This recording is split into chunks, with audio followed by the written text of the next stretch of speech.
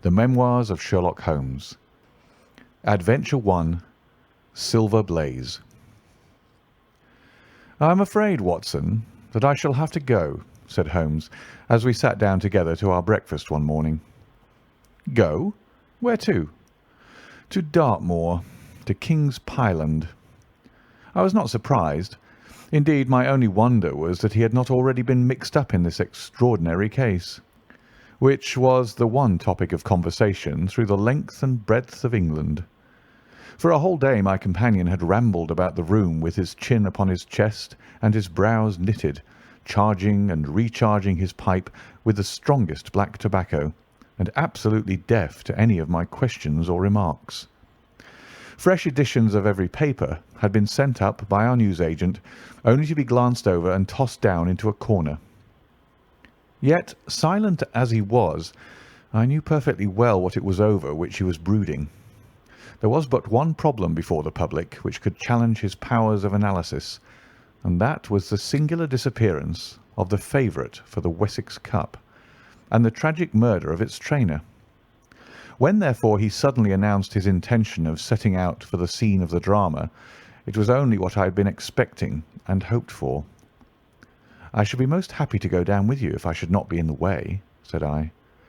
"My dear Watson, you would confer a great favour upon me by coming, and I think that your time will not be misspent, for there are points about the case which promise to make it an absolutely unique one. We have, I think, just time to catch our train at Paddington, and I will go further into the matter upon our journey. You would oblige me by bringing with you your very excellent field-glass."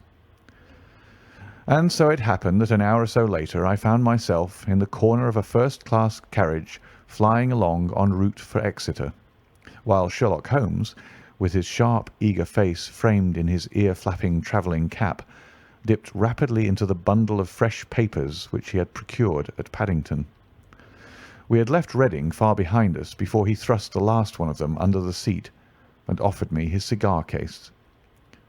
"We are going well," said he, looking out the window and glancing at his watch.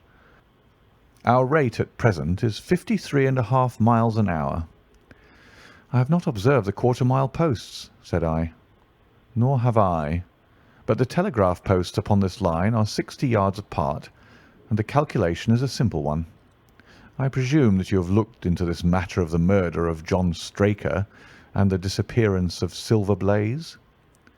"I've seen what the Telegraph and the Chronicle have to say." "It is one of those cases where the art of the reasoner should be used rather for the sifting of details than for the acquiring of fresh evidence. The tragedy has been so uncommon, so complete, and of such personal importance to so many people, that we are suffering from a plethora of surmise, conjecture, and hypothesis. The difficulty is to detach the framework of fact, of absolute undeniable fact, from the embellishments of theorists and reporters. Then, having established ourselves upon this sound basis, it is our duty to see what inferences may be drawn and what are the special points upon which the whole mystery turns. On Tuesday evening I received telegrams from both Colonel Ross, the owner of the horse, and from Inspector Gregory, who is looking after the case, inviting my cooperation." "Tuesday evening!" I exclaimed. "And this is Thursday morning. Why didn't you go down yesterday?" "Because I made a blunder, my dear Watson, which is, I am afraid, a more common occurrence than anyone would think who only knew me through your memoirs. The fact is that I could not believe it possible that the most remarkable horse in England could long remain concealed, especially in so sparsely inhabited a place as the north of Dartmoor. From hour to hour yesterday I expected to hear that he had been found, and that his abductor was the murderer of John Straker. When, however, another morning had come, and I found that beyond the arrest of young Fitzroy Simpson nothing had been done, I felt that it was time for me to take action.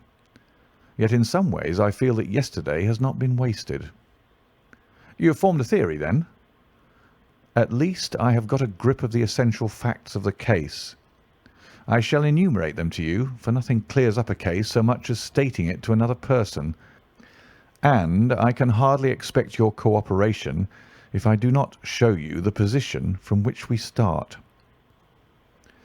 I lay back against the cushions, puffing at my cigar, while Holmes, leaning forward with his long, thin forefinger, checking off the points upon the palm of his left hand, gave me a sketch of the events which had led to our journey. "Silver Blaze," said he, "is from the Somomi stock, and holds as brilliant a record as his famous ancestor.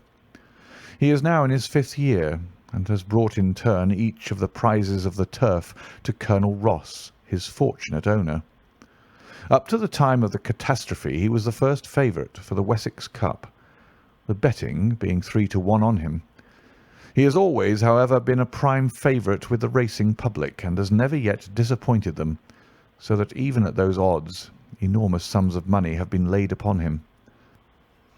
It is obvious, therefore, that there were many people who had the strongest interest in preventing Silver Blaze from being there at the fall of the flag next Tuesday. The fact was, of course, appreciated at King's Pyland, where the Colonel's training stable is situated. Every precaution was taken to guard the favourite. The trainer, John Straker, is a retired jockey who rode in Colonel Ross's colours before he became too heavy for the weighing chair. He has served the Colonel for 5 years as jockey and for 7 as trainer, and has always shown himself to be a zealous and honest servant. Under him were 3 lads, for the establishment was a small one, containing only 4 horses in all. One of these lads sat up each night in the stable, while the others slept in the loft. All 3 bore excellent characters. John Straker, who is a married man, lived in a small villa about 200 yards from the stables. He has no children, keeps 1 maidservant, and is comfortably off. The country round is very lonely, but about half a mile to the north there is a small cluster of villas which have been built by a Tavistock contractor for the use of invalids and others who may wish to enjoy the pure Dartmoor air. Tavistock itself lies 2 miles to the west, while across the moor, also about 2 miles distant, is the larger training establishment of Mapleton, which belongs to Lord Backwater, and is managed by Silas Brown. In every other direction the moor is a complete wilderness, inhabited only by a few roaming gipsies. Such was the general situation last Monday night, when the catastrophe occurred. On that evening the horses had been exercised and watered as usual, and the stables were locked up at 9 o'clock. 2 of the lads walked up to Trainer's house, where they had supper in the kitchen, while the third, Ned Hunter, remained on guard. At a few minutes after 9, the maid, Edith Baxter, carried down to the stables his supper, which consisted of a dish of curried mutton. She took no liquid, as there was a water tap in the stables, and it was the rule that the lad on duty should drink nothing else. The maid carried a lantern with her, as it was very dark and the path ran across the open moor. Edith Baxter was within 30 yards of the stables when a man appeared out of the darkness and called to her to stop. As he stepped into the circle of yellow light thrown by the lantern, she saw that he was a person of gentlemanly bearing, dressed in a grey suit of tweeds with a cloth cap. He wore gaiters and carried a heavy stick with a knob to it. She was most impressed, however, by the extreme pallor of his face and by the nervousness of his manner. His age, she thought, would be rather over 30 than under it. "Can you tell me where I am?" he asked. "I had almost made up my mind to sleep on the moor when I saw the light of your lantern." "You are close to the King's Pyland training stables," said she. "Oh, indeed. What a stroke of luck!" he cried. "I understand that a stable boy sleeps there alone every night. Perhaps that is his supper which you are carrying to him. Now I am sure that you would not be too proud to earn the price of a new dress, would you?" He took a piece of white paper folded up out of his waistcoat pocket. "See that the boy has this tonight, and you shall have the prettiest frock that money can buy." She was frightened by the earnestness of his manner, and ran past him to the window through which she was accustomed to hand the meals. It was already opened, and Hunter was seated at the small table inside. She had begun to tell him of what had happened when the stranger came up again. "Good evening," said he, looking through the window. "I wanted to have a word with you." The girl has sworn that as he spoke she noticed the corner of the little paper packet protruding from his closed hand. "What business have you here?" asked the lad. "It's business that may put something into your pocket," said the other. "You've 2 horses in for the Wessex Cup, Silver Blaze and Bayard. Let me have the straight tip, and you won't be a loser. Is it a fact that at the weights Bayard could give the other 100 yards in 5 furlongs, and that the stable have put their money on him?" "So you're one of those damned touts," cried the lad. "I'll show you how we serve them in King's Pyland." He sprang up and rushed across the stable to unloose the dog. The girl fled away to the house, but as she ran she looked back and saw that the stranger was leaning through the window. A minute later, however, when Hunter rushed out with the hound, he was gone, and though he ran all round the buildings, he failed to find any trace of him. "One moment," I asked. "Did the stable boy, when he ran out with the dog, leave the door unlocked behind him?" "Excellent, Watson, excellent," murmured my companion. The importance of the point struck me so forcibly that I sent a special wire to Dartmoor yesterday to clear the matter up. The boy locked the door before he left it. The window, I may add, was not large enough for a man to get through. Hunter waited until his fellow grooms had returned, when he sent a message to the trainer and told him what had occurred. Straker was excited at hearing the account, although he does not seem to have quite realized its true significance. It left him, however, vaguely uneasy, and Mrs. Straker, waking at 1 in the morning, found that he was dressing.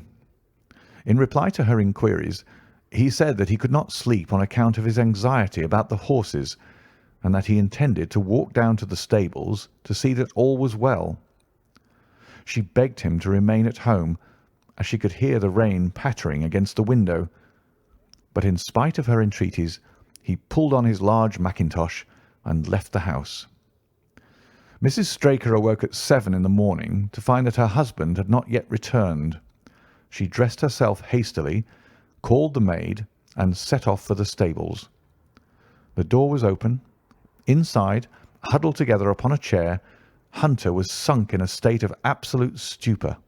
The favourite stall was empty, and there were no signs of his trainer. The 2 lads who slept in the chaff-cutting loft above the harness room were quickly aroused. They had heard nothing during the night, for they are both sound sleepers. Hunter was obviously under the influence of some powerful drug, and as no sense could be got out of him, he was left to sleep it off while the 2 lads and the 2 women ran out in search of the absentees. They still had hopes that the trainer had for some reason taken out the horse for early exercise, but on ascending the knoll near the house, from which all the neighbouring moors were visible, they not only could see no signs of the missing favourite, but they perceived something which warned them that they were in the presence of a tragedy. About a quarter of a mile from the stables, John Straker's overcoat was flapping from a furze bush. Immediately beyond there was a bowl-shaped depression in the moor, and at the bottom of this was found the dead body of the unfortunate trainer. His head had been shattered by a savage blow from some heavy weapon, and he was wounded on the thigh, where there was a long, clean cut, inflicted evidently by some very sharp instrument. It was clear, however, that Straker had defended himself vigorously against his assailants, for in his right hand he held a small knife, which was clotted with blood up to the handle, while in his left he clasped a red and black silk cravat, which was recognized by the maid as having been worn on the preceding evening by the stranger who had visited the stables. Hunter, on recovering from his stupor, was also quite positive as to the ownership of the cravat. He was equally certain that the same stranger had, while standing at the window, drugged his curried mutton, and so deprived the stables of their watchman.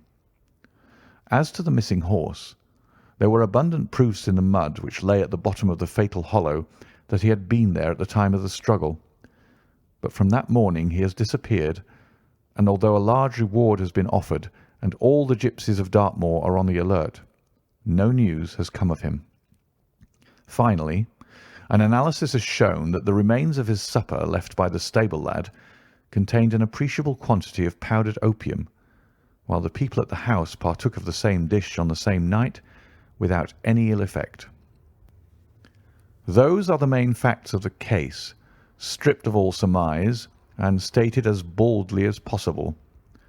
I shall now recapitulate what the police have done in the matter.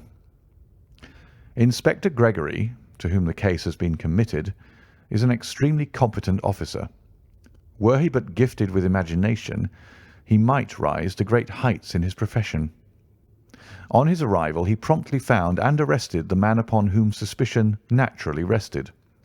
There was little difficulty in finding him, for he inhabited one of those villas which I have mentioned. His name, it appears, was Fitzroy Simpson.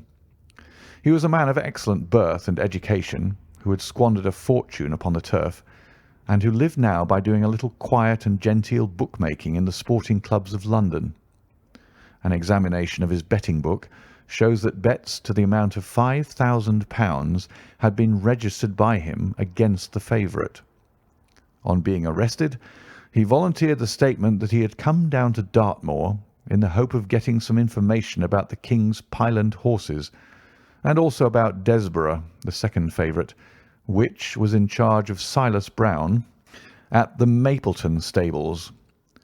He did not attempt to deny that he had acted as described upon the evening before, but declared that he had no sinister designs, and had simply wished to obtain first-hand information.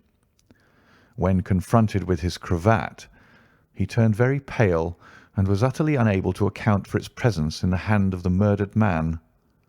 His wet clothing showed that he had been out in the storm of the night before, and his stick, which was a Penang lawyer weighted with lead, was just such a weapon as might, by repeated blows, have inflicted the terrible injuries to which the trainer had succumbed. On the other hand, there was no wound upon his person, while the state of Straker's knife would show that one at least of his assailants must bear his mark upon him. There you have it all in a nutshell, Watson, and if you can give me any light, I shall be infinitely obliged to you. I had listened with the greatest interest to the statement which Holmes, with characteristic clearness, had laid before me. Though most of the facts were familiar to me, I had not sufficiently appreciated their relative importance, nor their connection to each other. "Is it not possible," I suggested, "that the incised wound upon Straker may have been caused by his own knife in the convulsive struggles which follow any brain injury?" "It is more than possible. It is probable," said Holmes. "In that case one of the main points in favour of the accused disappears." "And yet," said I, "even now I fail to understand what the theory of the police can be." "I am afraid that whatever theory we state has very grave objections to it," returned my companion. "The police imagine, I take it, that this Fitzroy Simpson, having drugged the lad and having in some way obtained a duplicate key, opened the stable door and took out the horse, with the intention, apparently, of kidnapping him altogether. His bridle is missing, so that Simpson must have put this on.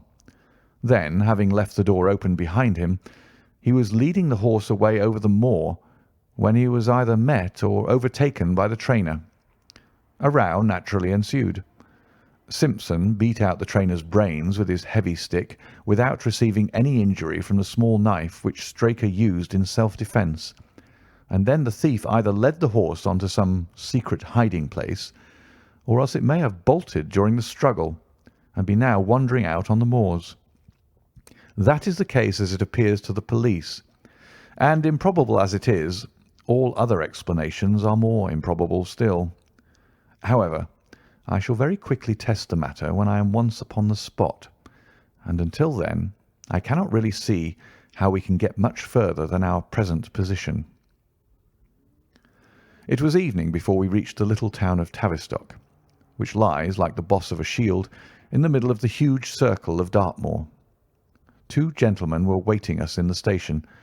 The one a tall, fair man with lion-like hair and beard, and curiously penetrating light blue eyes. The other a small, alert person, very neat and dapper in a frock coat and gaiters, with trim little side whiskers and an eyeglass. The latter was Colonel Ross, the well-known sportsman. The other, Inspector Gregory, a man who was rapidly making his name in the English detective service. "I am delighted that you have come down, Mr. Holmes," said the colonel. "The inspector here has done all that could possibly be suggested, but I wish to leave no stone unturned in trying to avenge poor Straker and in recovering my horse." "Have there been any fresh developments?" asked Holmes. "I'm sorry to say that we have made very little progress," said the inspector. "We have an open carriage outside, and as you would no doubt like to see the place before the light falls, we might talk it over as we drive." A minute later we were all seated in a comfortable landau, and were rattling through the quaint old Devonshire city. Inspector Gregory was full of his case, and poured out a stream of remarks, while Holmes threw in an occasional question or interjection. Colonel Ross leaned back with his arms folded and his hat tilted over his eyes, while I listened with interest to the dialogue of the two detectives. Gregory was formulating his theory, which was almost exactly what Holmes had foretold in the train. "The net is drawn pretty close round Fitzroy Simpson," he remarked, "and I believe myself that he is our man. At the same time, I recognise that the evidence is purely circumstantial, and that some new development may upset it." "How about Straker's knife?" "We have quite come to the conclusion that he wounded himself in his fall." "My dear friend Dr. Watson made that suggestion to me as we came down. If so, it would tell against this man Simpson." "Undoubtedly. He has neither a knife nor any sign of a wound. The evidence against him is certainly very strong. He had a great interest in the disappearance of the favourite. He lies under suspicion of having poisoned the stable boy. He was undoubtedly out in the storm. He was armed with a heavy stick, and his cravat was found in the dead man's hand. I really think we have enough to go before a jury." Holmes shook his head. "A clever counsel would tear it all to rags," said he. "Why should he take the horse out of the stable? If he wished to injure it, why could he not do it there? Has a duplicate key been found in his possession? What chemist sold him the powdered opium? Above all, where could he, a stranger to the district, hide a horse, and such a horse as this? What is his own explanation as to the paper which he wished the maid to give to the stable boy?" "He says that it was a £10 note. One was found in his purse. But your other difficulties are not so formidable as they seem. He is not a stranger to the district. He has twice lodged at Tavistock in the summer. The opium was probably brought from London. The key, having served its purpose, will be hurled away. The horse may be at the bottom of one of the pits or old mines upon the moor." "What does he say about the cravat?" "He acknowledges that it is his, and declares that he had lost it. But a new element has been introduced into the case, which may account for his leading the horse from the stable." Holmes pricked up his ears. "We have found traces which show that a party of gipsies encamped on Monday night within a mile of the spot where the murder took place. On Tuesday they were gone. Now, presuming that there was some understanding between Simpson and these gipsies, might he not have been leading the horse to them when he was overtaken, and may they not have him now?" "It is certainly possible." "The moor is being scoured for these gipsies. I have also examined every stable and outhouse in Tavistock, and for a radius of 10 miles. "There is another training stable quite close, I understand." "Yes, and that is a factor which we must certainly not neglect. As Desborough, their horse, was second in the betting, they had an interest in the disappearance of the favourite. Silas Brown, the trainer, is known to have had large bets upon the event, and he was no friend to poor Straker. We have, however, examined the stables, and there is nothing to connect him with the affair." "And nothing to connect this man Simpson with the interests of the Mapleton stables?" "Nothing at all." Holmes leaned back in the carriage, and the conversation ceased. A few minutes later our driver pulled up at a neat little red brick villa with overhanging eaves which stood by the road. Some distance off, across a paddock, lay a long grey-tiled outbuilding. In every other direction the low curves of the moor, bronze-coloured from the fading ferns, stretched away to the skyline, broken only by the steeples of Tavistock, and by a cluster of houses away to the westward which marked the Mapleton stables. We all sprang out with the exception of Holmes, who continued to lean back with his eyes fixed upon the sky in front of him, entirely absorbed in his own thoughts. It was only when I touched his arm that he roused himself with a violent start and stepped out of the carriage. "Excuse me," said he, turning to Colonel Ross, who had looked at him in some surprise. "I was daydreaming." There was a gleam in his eyes and a suppressed excitement in his manner which convinced me, used as I was to his ways, that his hand was upon a clue, though I could not imagine where he had found it. "Perhaps you would prefer at once to go on to the scene of the crime, Mr. Holmes," said Gregory. "I think that I should prefer to stay here a little and go into one or two questions of detail. Straker was brought back here, I presume?" "Yes, he lies upstairs. The inquest is tomorrow." "He has been in your service some years, Colonel Ross?" "I have always found him an excellent servant." "I presume that you made an inventory of what he had in his pockets at the time of his death, Inspector?" "I have the things themselves in the sitting room, if you would care to see them." "I should be very glad." We all filed into the front room and sat round the central table, while the inspector unlocked a square tin box and laid a small heap of things before us. There was a box of vestas, 2 inches of tallow candle, an ADP briar root pipe, a pouch of sealskin with half an ounce of long-cut Cavendish, a silver watch with a gold chain, 5 sovereigns in gold, an aluminium pencil case, a few papers, and an ivory-handled knife with a very delicate, inflexible blade marked Weiss & Co., London. "This is a very singular knife," said Holmes, lifting it up and examining it minutely. "I presume, as I see bloodstains upon it, that it is the one which was found in the dead man's grasp. Watson, this knife is surely in your line." "It's what we call a cataract knife," said I. "I thought so. A very delicate blade, devised for very delicate work. A strange thing for a man to carry with him upon a rough expedition, especially as it would not shut in his pocket." "The tip was guarded by a disc of cork which we found beside his body," said the inspector. "His wife tells us that the knife had lain upon the dressing table and that he had picked it up as he left the room. It was a poor weapon, but perhaps the best that he could lay his hands on at the moment." "Very possible. How about these papers?"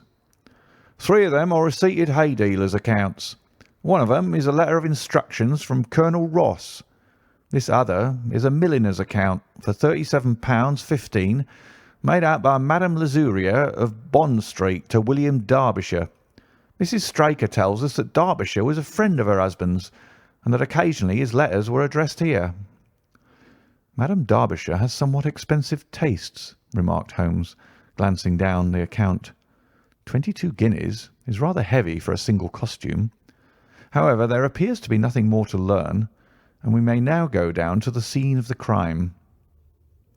As we emerged from the sitting-room, a woman, who had been waiting in the passage, took a step forward and laid her hand upon the inspector's sleeve. Her face was haggard and thin and eager, stamped with the print of a recent horror. "Have you got them? Have you found them?" she panted. "No, Mrs. Straker, but Mr. Holmes here has come from London to help us, and we shall do all that is possible." "Surely I met you in Plymouth at a garden party some little time ago, Mrs. Straker," said Holmes. "No, sir. You are mistaken." "Dear me! Why, I could have sworn to it. You wore a costume of dove-coloured silk with ostrich feather trimming." "I never had such a dress, sir," answered the lady. "Ah, that quite settles it," said Holmes, and with an apology he followed the inspector outside. A short walk across the moor took us to the hollow in which the body had been found. At the brink of it was the furze bush upon which the coat had been hung. "There was no wind that night, I understand," said Holmes. "None, but very heavy rain." "In that case the overcoat was not blown against the furze bush, but placed there." "Yes, it was laid across the bush." "You fill me with interest. I perceive that the ground has been trampled up a good deal. No doubt many feet have been here since Monday night." "A piece of matting has been laid here at the side, and we have all stood upon it." "Excellent." "In this bag I have one of the boots which Straker wore, one of Fitzroy Simpson's shoes, and a cast horseshoe of silver blaze." "My dear Inspector, you surpass yourself." Holmes took the bag, and, descending into the hollow, he pushed the matting into a more central position. Then, stretching himself upon his face and leaning his chin upon his hands, he made a careful study of the trampled mud in front of him. "Hullo!" said he suddenly. "What's this?" It was a wax vesta, half burned, which was so coated with mud that it looked at first like a little chip of wood. "I cannot think how I came to overlook it," said the inspector with an expression of annoyance. "It was invisible, buried in the mud. I only saw it because I was looking for it." "What? You expected to find it?" "I thought it not unlikely." He took the boots from the bag and compared the impressions of each of them with marks upon the ground. Then he clambered up to the rim of the hollow and crawled about among the ferns and bushes. "I am afraid that there are no more tracks," said the inspector. "I have examined the ground very carefully for 100 yards in each direction." "Indeed," said Holmes, rising. "I should not have the impertinence to do it again after what you say. But I should like to take a little walk over the moor before it grows dark, that I may know my ground to-morrow, and I think that I shall put this horseshoe into my pocket for luck." Colonel Ross, who had shown some signs of impatience at my companion's quiet and systematic method of work, glanced at his watch. "I wish you would come back with me, Inspector," said he. "There are several points on which I should like your advice, and especially as to whether we do not owe it to the public to remove our horse's name from the entries for the cup." "Certainly not," cried Holmes with decision. "I should let the name stand." The colonel bowed. "I am very glad to have had your opinion, sir," said he. "You will find us at poor Straker's house when you have finished your walk, and we can drive together into Tavistock." He turned back with the inspector, while Holmes and I walked slowly across the moor. The sun was beginning to sink behind the stables of Mapleton, and the long, sloping plain in front of us was tinged with gold, deepening into rich, ruddy browns where the faded ferns and brambles caught the evening light. But the glories of the landscape were all wasted upon my companion, who was sunk in the deepest thought. "It's this way, Watson," said he at last. "We may leave the question of who killed John Straker for the instant, and confine ourselves to finding out what has become of the horse. Now, supposing that he broke away during or after the tragedy, where could he have gone to? The horse is a very gregarious creature. If left to himself, his instincts would have been either to return to King's Pyland or go over to Mapleton. Why should he run wild upon the moor? He would surely have been seen by now, and why should gipsies kidnap him? These people always clear out when they hear of trouble, for they do not wish to be pestered by the police. They could not hope to sell such a horse. They would run a great risk and gain nothing by taking him. Surely that is clear." "Where is he, then?" "I have already said that he must have gone to King's Pyland or to Mapleton. He is not at King's Pyland. Therefore, he is at Mapleton. Let us take that as a working hypothesis and see what it leads us to. This part of the moor, as the inspector remarked, is very hard and dry, but it falls away towards Mapleton, and you can see from here that there is a long hollow over yonder which must have been very wet on Monday night. If our supposition is correct, then the horse must have crossed that, and there is a point where we should look for his tracks. We had been walking briskly during this conversation, and a few more minutes brought us to the hollow in question. At Holmes' request, I walked down the bank to the right, and he to the left. But I had not taken 50 paces before I heard him give a shout and saw him waving his hand to me. The track of a horse was plainly outlined in the soft earth in front of him, and the shoe which he took from his pocket exactly fitted the impression. "See the value of imagination," said Holmes. "It is the one quality which Gregory lacks. We imagined what might have happened, acted upon the supposition, and find ourselves justified. Let us proceed." We crossed the marshy bottom and passed over a quarter of a mile of dry, hard turf. Again the ground sloped, and again we came on the tracks. Then we lost them for half a mile, but only to pick them up once more quite close to Mapleton. It was Holmes who saw them first, and he stood pointing with a look of triumph upon his face. A man's track was visible beside the horse's. "The horse was alone before," I cried. "Quite so. It was alone before. Hullo, what is this?" The double track turned sharp off and took the direction of King's Pyland. Holmes whistled, and we both followed along after it. His eyes were on the trail, but I happened to look a little to one side and saw to my surprise the same tracks coming back again in the opposite direction. "One for you, Watson," said Holmes when I pointed it out. "You have saved us a long walk, which would have brought us back on our own traces. Let us follow the return track." We had not to go far. It ended at the paving of asphalt which led up to the gates of the Mapleton stables. As we approached, a groom ran out from them. "We don't want any loiterers about here," said he.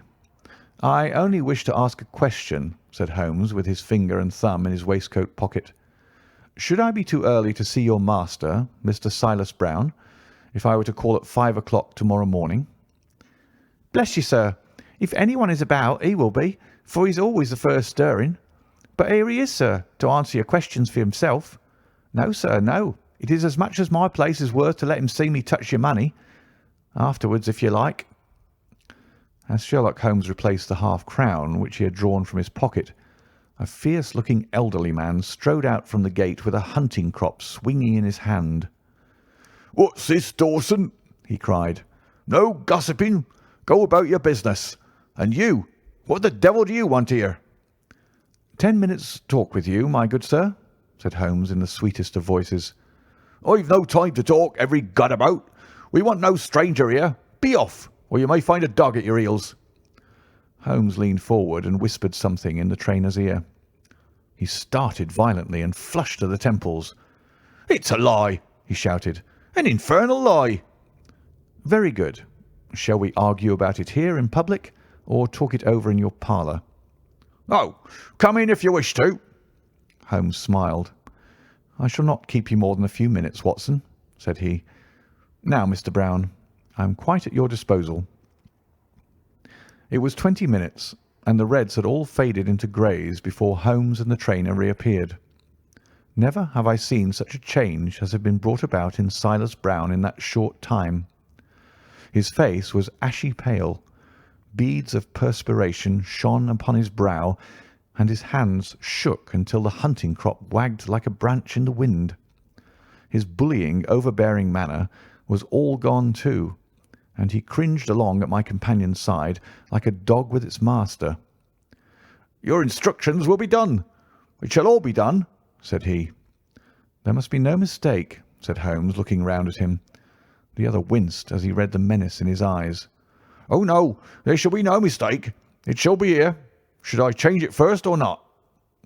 Holmes thought a little and then burst out laughing. "No, don't," said he.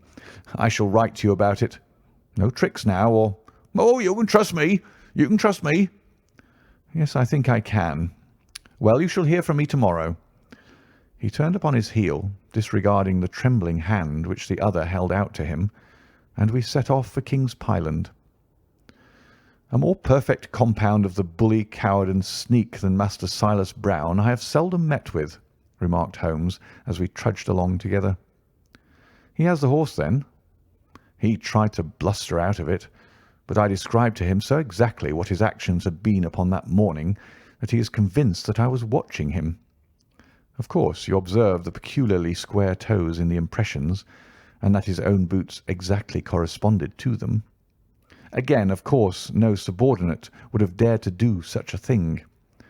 I described to him how, when according to his custom he was the first down, he perceived a strange horse wandering over the moor, how he went out to it, and his astonishment at recognizing, from the white forehead which has given the favourite its name, that chance had put in his power the only horse which could beat the one upon which he had put his money. Then I described how his first impulse had been to lead him back to King's Pyland, and how the devil had shown him how he could hide the horse until the race was over, and how he had led it back and concealed it at Mapleton. When I told him every detail, he gave it up and thought only of saving his own skin. But his stables had been searched. Oh, an old horse-faker like him has many a dodge. But are you not afraid to leave the horse in his power now, since he has every interest in injuring it?" "My dear fellow, he will guard it as the apple of his eye. He knows that his only hope of mercy is to produce it safe." "Colonel Ross did not impress me as a man who would be likely to show much mercy in any case." "The matter does not rest with Colonel Ross. I follow my own methods and tell as much or as little as I choose. That is the advantage of being unofficial. I don't know whether you observed it, Watson, but the Colonel's manner has been just a trifle cavalier to me. I am inclined now to have a little amusement at his expense. Say nothing to him about the horse." "Certainly not without your permission." "And, of course, this is all quite a minor point compared to the question of who killed John Straker." "And you will devote yourself to that?" "On the contrary. We both go back to London by the night train." I was thunderstruck by my friend's words. We had only been a few hours in Devonshire, and that he should give up an investigation which he had begun so brilliantly was quite incomprehensible to me. Not a word more could I draw from him until we were back at the trainer's house. The Colonel and the Inspector were awaiting us in the parlour. "My friend and I returned to town by the night express," said Holmes. "We have had a charming little breath of your beautiful Dartmoor air." The Inspector opened his eyes, and the Colonel's lip curled in a sneer. "So you despair of arresting the murderer of poor Straker?" said he. Holmes shrugged his shoulders. "There are certainly grave difficulties in the way," said he. "I have every hope, however, that your horse will start upon Tuesday, and I beg that you will have your jockey in readiness. Might I ask for a photograph of Mr. John Straker?" The Inspector took one from an envelope and handed it to him. "My dear Gregory, you anticipate all my wants. If I might ask you to wait here for an instant, I have a question which I should like to put to the maid." "I must say that I am rather disappointed in our London consultant," said Colonel Ross bluntly as my friend left the room. "I do not see that we are any further than when he came."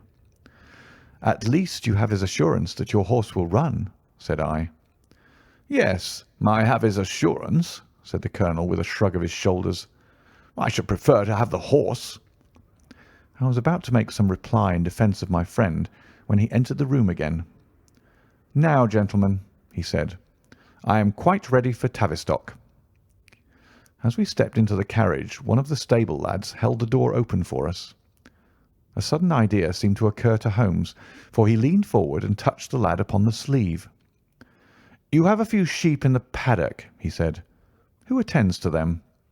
"I do, sir." "Have you noticed anything amiss with them of late?"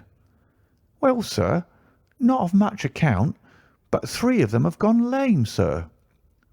I could see that Holmes was extremely pleased, for he chuckled and rubbed his hands together. A long shot, Watson. A very long shot," said he, pinching my arm. "Gregory, let me recommend to your attention this singular epidemic among the sheep. Drive on, coachman." Colonel Ross still wore an expression which showed the poor opinion which he had formed of my companion's ability, but I saw by the inspector's face that his attention had been keenly aroused. "You consider that to be important?" he asked. "Exceedingly so." "Is there any point to which you would wish to draw my attention?" "To the curious incident of the dog in the night time." "The dog did nothing in the night time." "That was the curious incident," remarked Sherlock Holmes. 4 days later Holmes and I were again in the train bound for Winchester to see the race for the Wessex Cup. Colonel Ross met us by appointment outside the station, and we drove in his drag to the course beyond the town. His face was grave, and his manner was cold in the extreme. "I have seen nothing of my horse," said he. "I suppose that you would know him when you saw him?" asked Holmes. The colonel was very angry. "I have been on the turf for 20 years, and never was asked such a question as that before," said he. "A child would know Silver Blaze, with his white forehead and his mottled-off foreleg." "How is the betting?" "Well, that is the curious part of it. You could have got 15 to 1 yesterday, but the price has become shorter and shorter, until you can hardly get 3 to 1 now." "Hum," said Holmes. "Somebody knows something. That is clear." As the drag drew up in the enclosure near the grandstand, I glanced at the card to see the entries. "Wessex Plate," it ran. 50 sovs each, H feet with 1,000 sovs added for 4 and 5-year-olds. Second L300, third L200. New course, 1 mile and 5 furlongs. Mr. Heath Newton's The Negro, red cap, cinnamon jacket. Colonel Wardlaw's Pugilist, pink cap, blue and black jacket. Lord Backwater's Desborough, yellow cap and sleeves. Colonel Ross's Silver Blaze, black cap, red jacket. Duke of Balmoral's Iris, yellow and black stripes. Lord Singleford's Rasper, purple cap, black sleeves. "We scratched our other one and put all our hopes on your word," said the colonel. "Why, what is that? Silver Blaze favourite?" 5 to 4 against Silver Blaze," roared the ring. 5 to 4 against Silver Blaze. 5 to 15 against Desborough. 5 to 4 on the field." "There are the numbers up," I cried. "They are all 6 there." "All 6 there? Then my horse is running," cried the colonel in great agitation. "But I don't see him. My colours have not passed." "Only 5 have passed. This must be he." As I spoke, a powerful bay horse swept out from the weighing enclosure and cantered past us, bearing on its back the well-known black and red of the colonel. "That's not my horse," cried the owner. "That beast has not a white hair upon its body. What is this that you have done, Mr. Holmes?" "Well, well, let us see how he gets on," said my friend imperturbably. For a few minutes he gazed through my field-glass. "Capital! An excellent start!" he cried suddenly. "There they are, coming round the curve." From our drag we had a superb view as they came up the straight.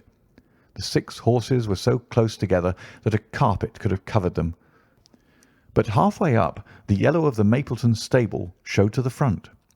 Before they reached us, however, Desborough's bolt was shot, and the colonel's horse, coming away with a rush, passed the post a good 6 lengths before its rival, the Duke of Balmoral's Iris, making a bad third. "It's my race, anyhow," gasped the colonel, passing his hand over his eyes. "I confess that I can make neither head nor tail of it. Don't you think that you've kept up your mystery long enough, Mr. Holmes?" "Certainly, Colonel. You shall know everything. Let us all go round and have a look at the horse together. Here he is," he continued as we made our way into the weighing enclosure, where only owners and their friends find admittance. "You have only to wash his face and his leg in the spirits of wine, and you will find that he is the same old Silver Blaze as ever." "You take my breath away." "I found him in the hands of a faker, and took the liberty of running him just as he was sent over." My dear sir, you have done wonders. The horse looks very fit and well. It never went better in his life. I owe you 1,000 apologies for having doubted your ability. You have done me a great service by recovering my horse. You would do me a greater still if you could lay your hands on the murderer of John Straker." "I have done so," said Holmes quietly. The Colonel and I stared at him in amazement. "You've got him? Where is he, then?" "He is here." "Here? Where?" "In my company at the present moment." The Colonel flushed angrily. "I quite recognise that I am under obligations to you, Mr. Holmes," said he, "but I must regard what you have just said as either a very bad joke or an insult." Sherlock Holmes laughed. "I assure you that I have not associated you with the crime, Colonel," said he. "The real murderer is standing immediately behind you." He stepped past and laid his hand upon the glossy neck of the thoroughbred. "The horse!" cried both the Colonel and myself. "Yes, the horse. And it may lessen his guilt if I say that it was done in self-defence, and that John Straker was a man who was entirely unworthy of your confidence. But there goes the bell, and as I stand to win a little on this next race, I shall defer a lengthy explanation until a more fitting time." We had the corner of a Pullman car to ourselves that evening as we whirled back to London, and I fancy that the journey was a short one to Colonel Ross as well as to myself, as we listened to our companion's narrative of the events which had occurred at the Dartmoor training stables upon the Monday night, and the means by which he had unravelled them. "I confess," said he, "that any theories which I had formed from the newspaper reports were entirely erroneous, and yet there were indications there, had they not been overlaid by other details which concealed their true import. I went to Devonshire with the conviction that Fitzroy Simpson was the true culprit, although, of course, I saw that the evidence against him was by no means complete. It was while I was in the carriage, just as we reached the trainer's house, that the immense significance of the curried mutton occurred to me. You may remember that I was distrait and remained sitting after you had all alighted. I was marvelling in my own mind how I could possibly have overlooked so obvious a clue. "I confess," said the Colonel, "that even now I cannot see how it helps us."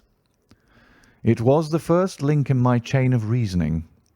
Powdered opium is by no means tasteless. The flavour is not disagreeable, but it is perceptible. Were it mixed with any ordinary dish, the eater would undoubtedly detect it, and would probably eat no more. A curry was exactly the medium which would disguise this taste. By no possible supposition could this stranger, Fitzroy Simpson, have caused curry to be served in the trainer's family that night, and it is surely too monstrous a coincidence to suppose that he happened to come along with powdered opium upon the very night when a dish happened to be served which would disguise the flavour. That is unthinkable. Therefore Simpson becomes eliminated from the case, and our attention centres upon Straker and his wife, the only two people who could have chosen curried mutton for supper that night. The opium was added after the dish was set aside for the stable boy, for the others had the same for supper with no ill effects. Which of them, then, had access to that dish without the maid seeing them? Before deciding that question, I had grasped the significance of the silence of the dog, for one true inference invariably suggests others. The Simpson incident had shown me that a dog was kept in the stables, and yet, though someone had been in and had fetched out a horse, he had not barked enough to arouse the two lads in the loft. Obviously, the midnight visitor was someone whom the dog knew well. I was already convinced, or almost convinced, that John Straker went down to the stables in the dead of the night and took out Silver Blaze. For what purpose? For a dishonest one, obviously. Or why should he drug his own stable boy? And yet I was at a loss to know why. There have been cases before now where trainers have made sure of great sums of money by laying against their own horses through agents, and then preventing them from winning by fraud. Sometimes it is a pulling jockey. Sometimes it is some surer and subtler means. What was it here? I hoped that the contents of his pockets might help me to form a conclusion. And they did so. You cannot have forgotten the singular knife which was found in the dead man's hand. A knife which certainly no sane man would choose for a weapon. It was, as Dr. Watson told us, a form of knife which is used for the most delicate operations known in surgery. And it was to be used for a delicate operation that night. You must know, with your wide experience of turf matters, Colonel Ross, that it is possible to make a slight nick upon the tendons of a horse's ham, and to do it subcutaneously so as to leave absolutely no trace. A horse so treated would develop a slight lameness, which would be put down to a strain in exercise or a touch of rheumatism, but never to foul play. "Villain! Scoundrel!" cried the colonel. We have here the explanation of why John Straker wished to take the horse out onto the moor. So spirited a creature would have certainly roused the soundest of sleepers when it felt the prick of the knife. It was absolutely necessary to do it in the open air. "I have been blind!" cried the colonel. "Of course that was why he needed the candle and struck the match." "Undoubtedly. But in examining his belongings I was fortunate enough to discover not only the method of the crime, but even its motives. As a man of the world, Colonel, you know that men do not carry other people's bills about in their pockets. We have, most of us, quite enough to do to settle our own. I at once concluded that Straker was leading a double life and keeping a second establishment. The nature of the bill showed that there was a lady in the case, and one who had expensive tastes. Liberal as you are with your servants, one can hardly expect that they can buy 20 guineas walking dresses for their ladies. I questioned Mrs. Straker as to the dress without her knowing it, and having satisfied myself that it had never reached her, I made a note of the milliner's address, and felt that by calling there with Straker's photograph I could easily dispose of the mythical Derbyshire. From that time on all was plain. Straker had led out the horse to a hollow where his light would be invisible. Simpson, in his flight, had dropped his cravat, and Straker had picked it up, with some idea, perhaps, that he might use it in securing the horse's leg. Once in the hollow, he had got behind the horse and had struck a light, but the creature, frightened at the sudden glare, and with a strange instinct of animals feeling that some mischief was intended, had lashed out, and the steel shoe had struck Straker full on the forehead. He had already, in spite of the rain, taken off his overcoat in order to do his delicate task, and so, as he fell, his knife gashed his thigh. Do I make it clear? "Wonderful!" cried the colonel. "Wonderful! You might have been there." My final shot was, I confess, a very long one. It struck me that so astute a man as Straker would not undertake this delicate tendon nicking without a little practice. What could he practise on? My eyes fell upon the sheep, and I asked a question which, rather to my surprise, showed that my surmise was correct. When I returned to London, I called upon the milliner, who had recognised Straker as an excellent customer of the name of Derbyshire, who had a very dashing wife with a strong partiality for expensive dresses. I have no doubt that this woman had plunged him over head and ears in debt, and so led him into this miserable plot. "You have explained all but one thing," cried the colonel. "Where was the horse?" "Ah, it bolted, and was cared for by one of your neighbours. We must have an amnesty in that direction, I think. This is Clapham Junction, if I am not mistaken, and we shall be in Victoria in less than 10 minutes. If you care to smoke a cigar in our rooms, Colonel, I shall be happy to give you any other details which might interest you." End of Silver Blaze.